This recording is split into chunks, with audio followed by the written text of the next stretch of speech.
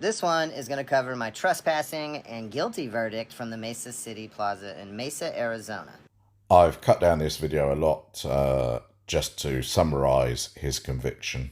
Now you'll notice on your screen there's a sign that says photo ID required for each entry. Now we are in a public place, and I haven't entered into a secure area, and I haven't gone anywhere where I would need to identify myself. This is open to the public, and you do not need to give up your Fourth Amendment to identify when you enter a public building. That just doesn't make any sense.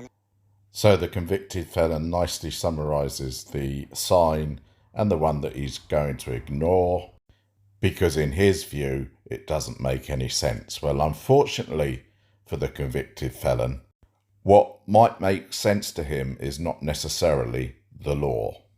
Now pay very close attention to this sign. This sign and the guy's orders to not go up those stairs on your right is ultimately what they convicted me on. This is a public building, and this sign has no legal application in this place. Again, the convicted felon is making his own laws up. Of course, the city of Mesa has a right to determine where the public can go and how they should go there in their city building. If we think all the way back to Mexican Padilla and Leon Valley, this was a mistake he made, and it continues to be made, and people continue to get convictions which are stupid. Another sign that Direct D walked past: no public restrooms, customers only. A clear indication that access to various parts of this building is restricted. Alright, again guys, this is a public building. It is a limited public forum, which is subject to time, place, and manner restrictions. You get that bit correct. Time being, is the building open and accessible to the public at the time that I'm there? Yes. Place. Am I in an area that the public can access? Not including a restricted area that's locked, a gated area, a fenced area, or an area with a security guard set up in front of it that's also gated, fenced, locked, and secured, so the public can't go there. Perhaps the convicted felon would be able to point to the law where that is stated. You know, those restrictions, and only those restrictions, mean that defines the place. I didn't go anywhere there. I was in publicly accessible places. And then manner.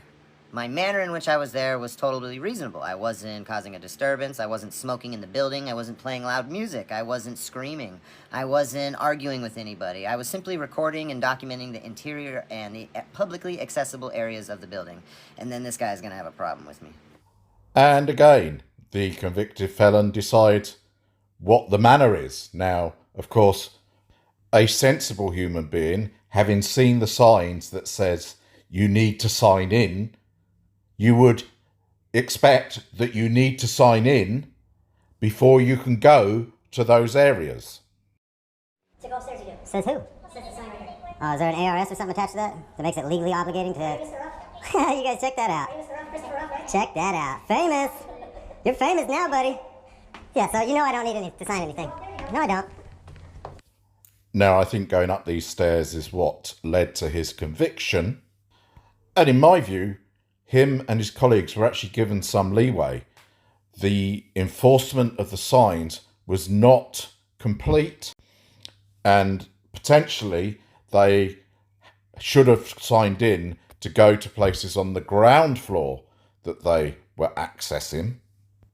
And the convicted felon's attorney, which I think he paid for, so he's well represented in this case, tried to make the argument, well, they went there and weren't trespassed, so why should my client be trespassed? Well, your client was actually verbally warned as well. Now, in the video that Direct D released, there is some recording from the court, and you can hear his attorney arguing the case, and you can hear that he's well represented. But does the fact that he was convicted mean the system is unfair? And this is proof that it is. Well, no, it doesn't, Direct D. You have the opportunity to appeal. Why don't you do that? You're an activist. Why don't you prove that you could go to this place? At the end of the day, there's no point in what you did at the moment. You went there and now you've been convicted of trespass. What's the point?